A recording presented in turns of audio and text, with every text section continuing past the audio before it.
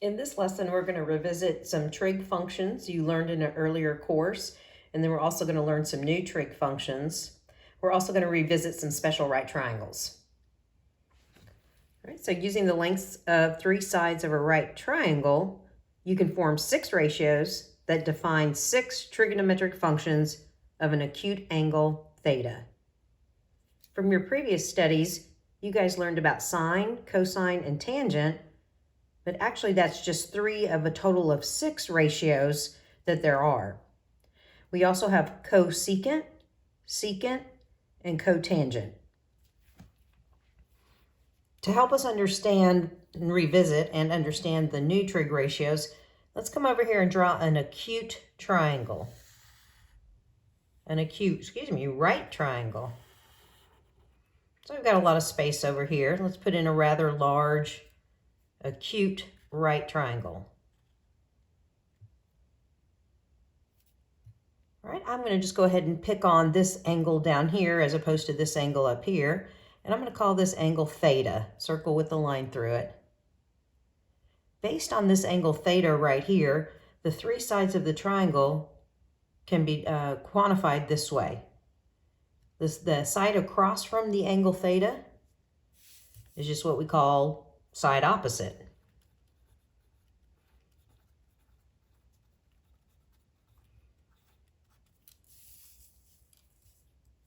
The side that's adjacent or touching the angle theta is called side adjacent.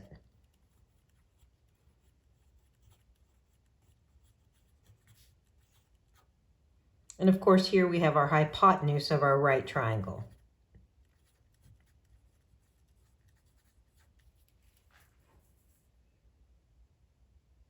Okay, keep in mind that in a right triangle, either of the other two angles besides the right angle is acute. So we can say that theta is an angle that falls between 0 degrees and 90 degrees. All right, so from our previous studies, we knew that the sine of theta is opposite over hypotenuse. So if this is theta, and we're interested in the sine ratio of theta, we think about opposite and hypotenuse. So if we knew these values, we could set up a fraction and find the value of sine theta. You also know cosine of theta. If I'm at theta and I want to know the cosine ratio, I would do adjacent, this side's length, over hypotenuse. You also learned the tangent of theta. Tangent of theta is opposite over adjacent. And that's what these little abbreviations mean down here. You may have learned in your previous course a little acronym that might help you memorize these three trig ratios that you learned. You may have been taught this little acronym SOHCAHTOA. SOHCAHTOA. S being sine for opposite over hypotenuse, C for cosine, adjacent over hypotenuse, T for tangent, opposite over adjacent. If you didn't learn it, maybe this will help you now. Besides these three trig ratios right here that we learned in a previous course, we can also take each of these ratios and we can reciprocate them. Meaning, look over here. Here we have opposite over hypotenuse, but what happens when we reciprocate and put hypotenuse over opposite? We can no longer call that the sine ratio, so we come up with another name and we call it CSC. What's CSC? It's cosecant, CSC. We couldn't use the abbreviation COS because that's already reserved for cosine. Notice that this second new trig ratio is the secant ratio. Well, what's the secant of theta? Well, it's the reciprocal of the cosine. Notice that here we have a hypotenuse over adjacent, whereas over here we had adjacent over hypotenuse. So secant's abbreviation is SEC. If we're talking about being at this angle theta, then the secant ratio would be to put the hypotenuse value over the adjacent value first in our fraction. Finally, the sixth and final trig ratio, there's no more, just these six, okay, is the reciprocal of tangent, which is cotangent. Cotangent, we just grab the first three letters and that's our abbreviation. We call this cotangent because now we're comparing adjacent over opposite, which is the reciprocal of opposite over adjacent.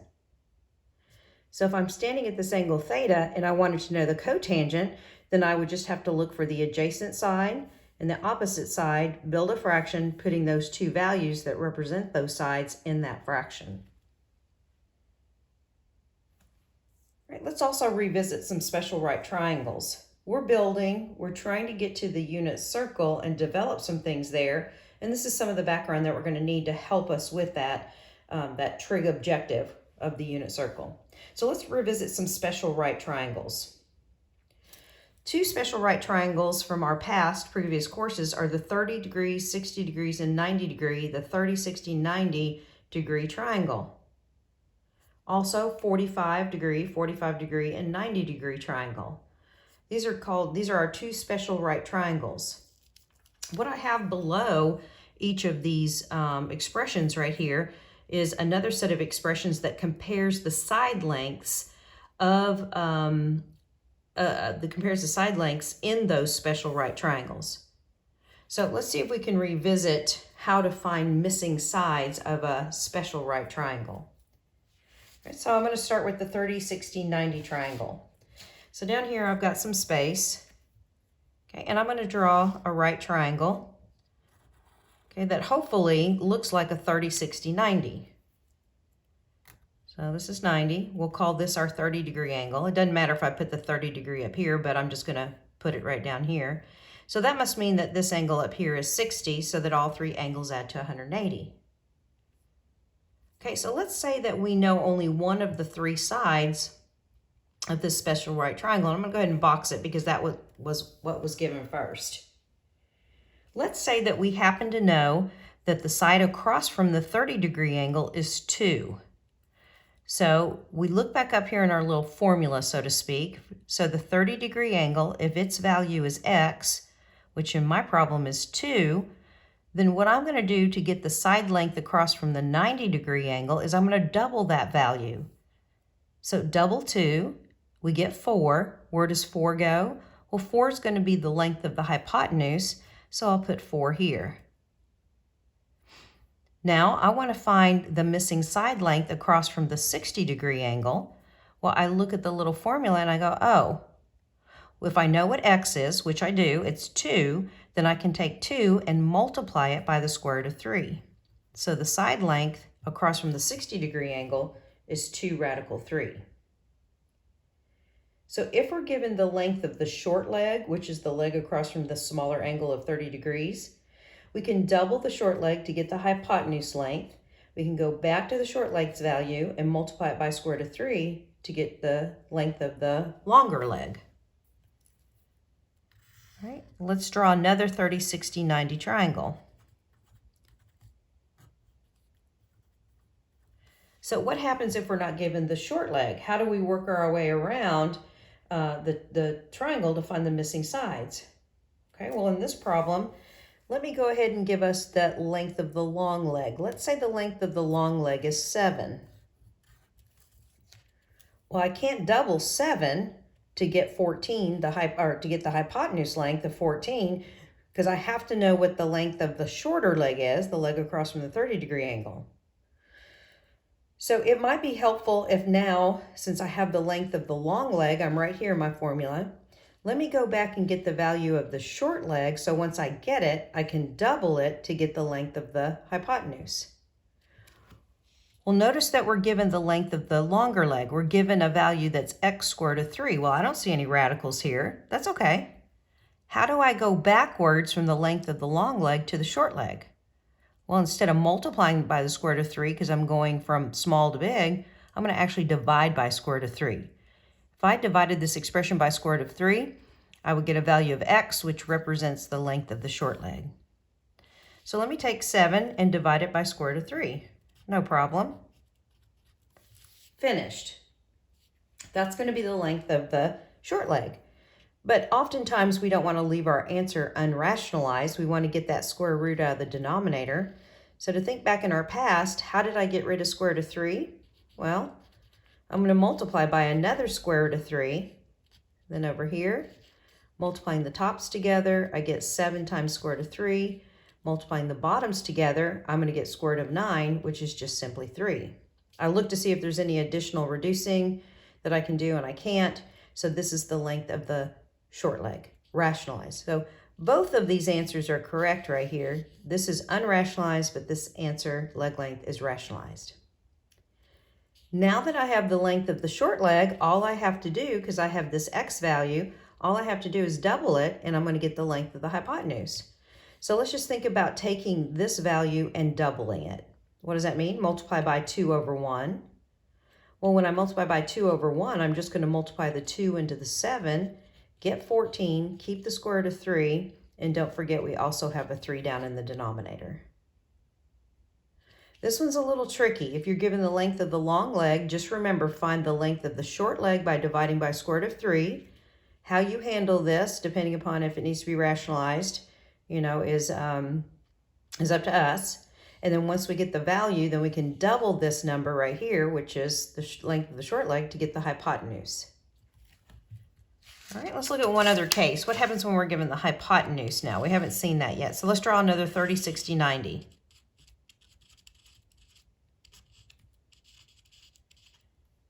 Okay, now in this last example right here, let's say that we do know the length of the hypotenuse and it happens to be 1. All right, well, hey, this is a special right triangle. The length of the hypotenuse means that this number 1 is double the length that goes here across from the short leg.